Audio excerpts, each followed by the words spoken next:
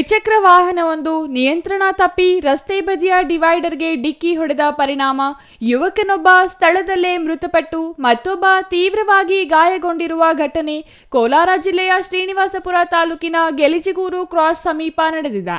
ಆಂಧ್ರಪ್ರದೇಶದ ಕಡಪ ನಿವಾಸಿ 25 ವರ್ಷದ ಜೀವನ್ ಕುಮಾರ್ ಮೃತ ವ್ಯಕ್ತಿಯಾಗಿದ್ದು, ಇವರು ತಮ್ಮ ಸ್ನೇಹಿತನೊಂದಿಗೆ ಬೈಕ್ನಲ್ಲಿ ಕಡಪದಿಂದ ಬೆಂಗಳೂರಿಗೆ ಪ್ರಯಾಣಿಸುತ್ತಿದ್ದರು ಎನ್ನಲಾಗಿದೆ.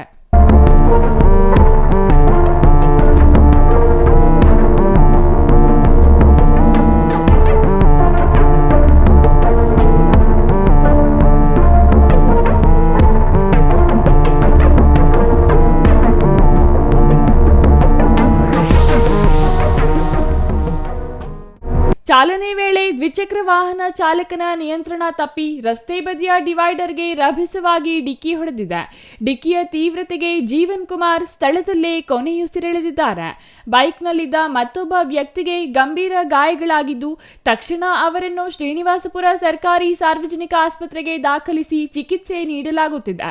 ವಿಷಯ ತಿಳಿಯುತ್ತಿದ್ದಂತೆ ಸ್ಥಳಕ್ಕೆ ಧಾವಿಸಿದ ಪೊಲೀಸರು ಪರಿಶೀಲನೆ ನಡೆಸಿದ್ದಾರೆ. ಈ ಕುರಿತು ರಾಯಲಪಾಡು ಪೊಲೀಸ್ ಠಾಣೆಯಲ್ಲಿ ಪ್ರಕರಣ ದಾಖಲಾಗಿದ್ದು, ಮುಂದಿನ ತನಿಖೆ ಕೈಗೊಳ್ಳಲಾಗಿದೆ.